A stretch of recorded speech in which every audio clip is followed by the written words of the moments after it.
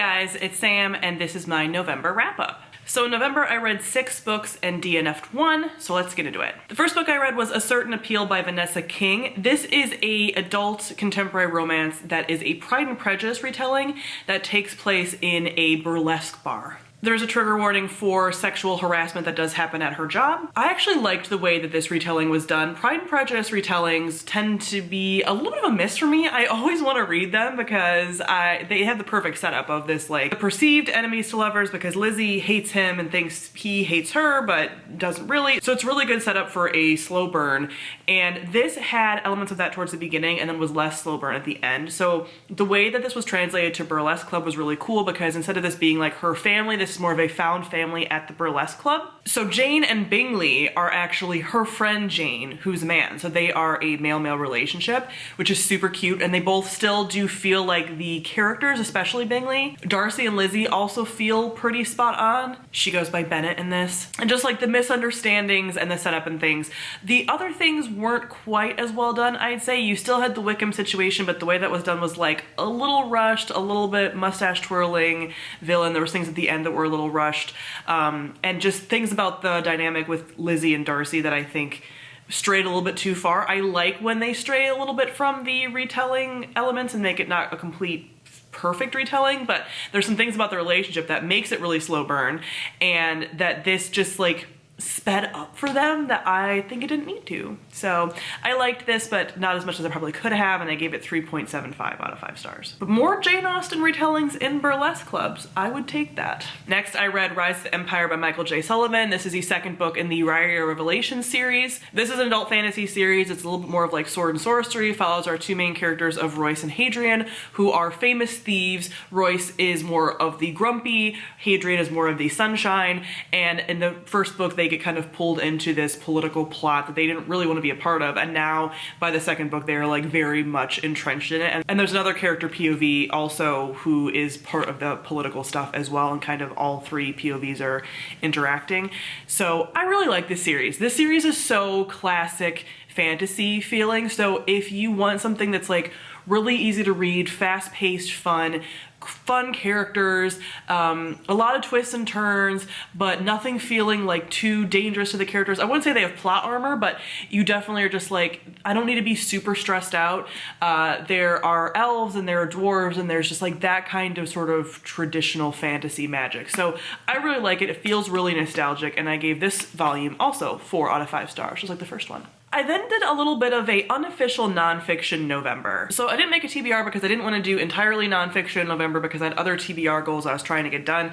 Like this book was the next one in the series that I wanted to finish before the end of the year. I read another series to finish before the end of the year. So I couldn't do a whole month of it, but I used this time to read a couple of books that I wanted to read both for myself and for like work reasons, because I work in mental health. I'm a therapist, it's my full-time job. I wanted to have some of these books to see if they were good, if I wanted to recommend them to people, things like that. So the first one was Untamed by Glennon Doyle. This is a part memoir, part sort of like self-helpy type book, like using self-help sort of principles while twining them into like her life. Glennon Doyle is someone I wasn't familiar with before, but was apparently formerly like a sort of Christian mommy blogger, and now is much more of like a self-help sort of new age spiritual, but like not quite.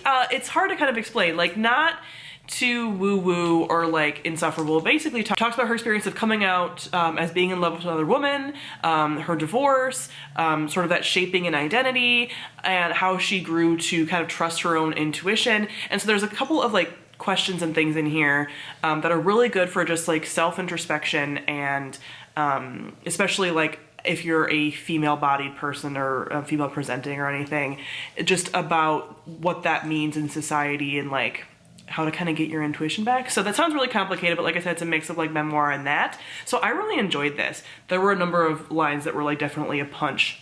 There are some trigger warnings in here for alcoholism, like substance use in general, and eating disorders, because that is something that Glennon does go through. It's not like very in-depth, but she does talk about that being part of her past. But like I said, I really enjoyed this and gave it 4 out of 5 stars. If you hear anything in the background, it's because 1, Kit has a new collar and it has a bell on it. 2, she's licking a catnip toy because she loves it.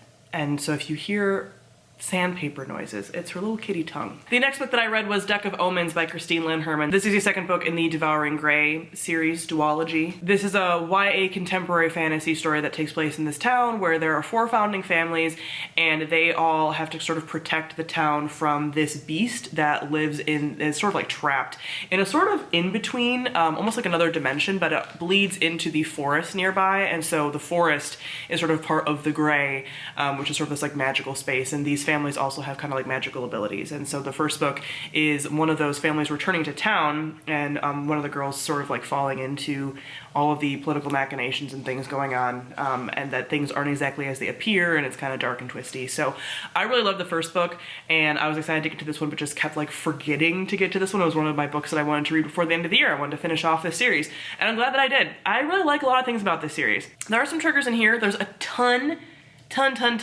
of body horror. There's also possession in here, as far as like the wood sort of possessing people, so like it's a little bit borderline. And then there is some talk of domestic violence in this book. But what I love about this series is that, one, spooky woods, sort of like alternate dimension stuff going on, just spooky setting. I'm actually okay with like forest body horror a lot. I actually kind of think it's cool. I know it's like, it's a little gross, but like I really like just like forests corrupting things. I've talked about this before. There's necromancy in here, there's tarot cards, and most of the cast are bisexual. Full of disaster buys. I think there's 2, maybe 3 characters who are not. This includes like adults that are around as well. So I just love that this is like full of disaster buys.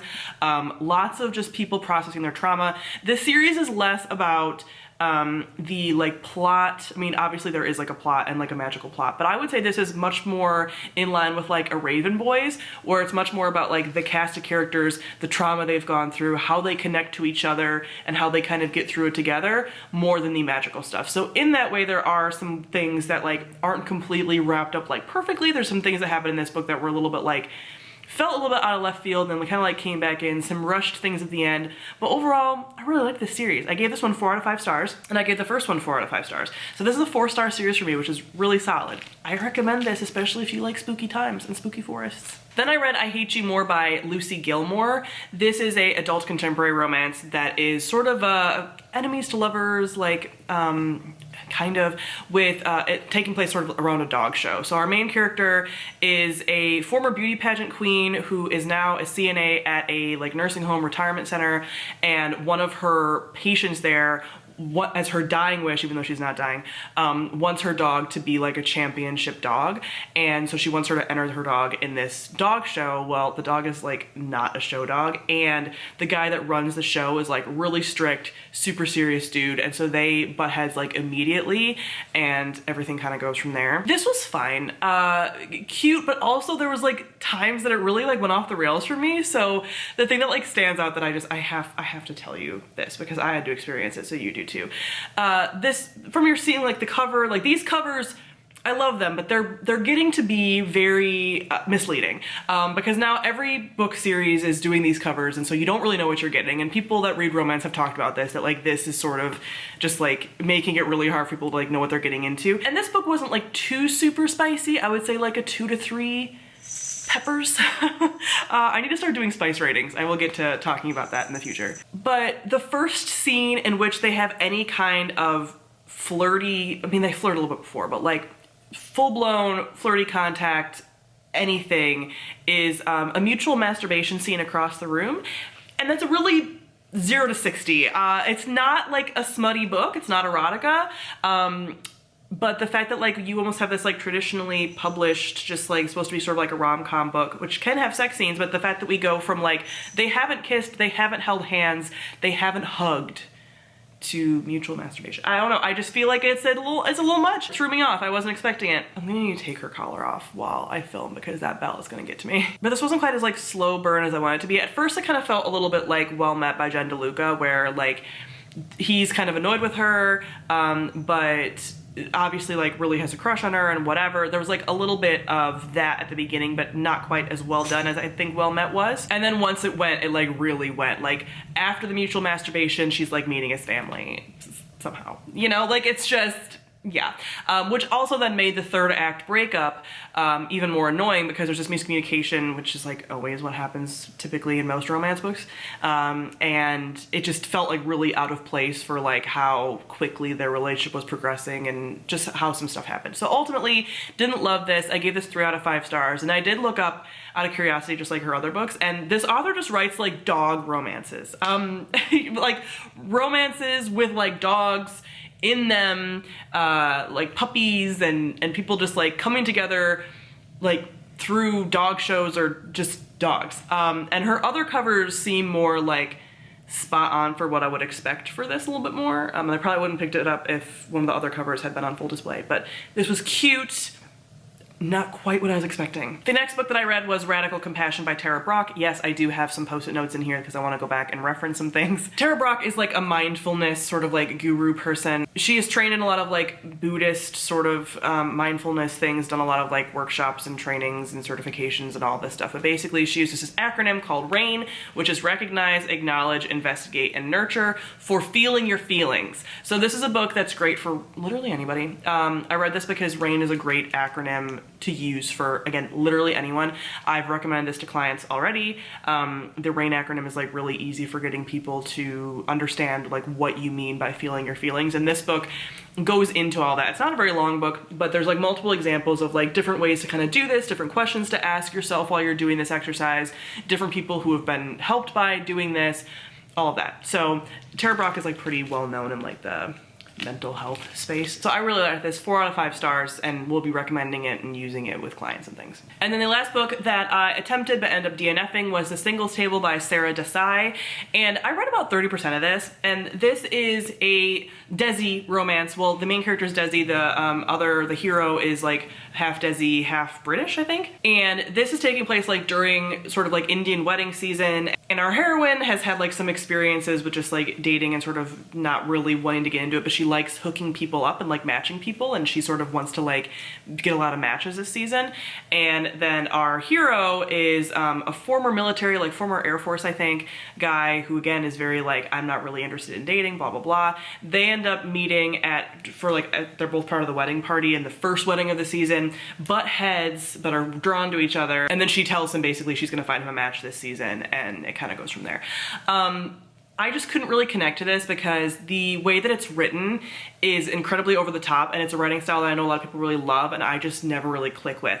So first, when the characters are described, or any character really is like introduced, you get like a full description of like their whole backstory and how they feel the way they feel. Like, it's just like, this is so-and-so, he was in the military, and because of all this stuff that happened, like, and all of this trauma, this is why he acts this way. And I'm like, can we do, that's a lot of information all at once. Like, it's very sort of like info dumpy. And on top of that, the main characters, both of them, just felt more like caricatures of people rather than like actual people. Like, sure, people like this exist, sure. But they just felt like really incredibly over the top, and I just don't tend to like really incredibly over the top like rom-coms that just don't feel at all rooted in reality.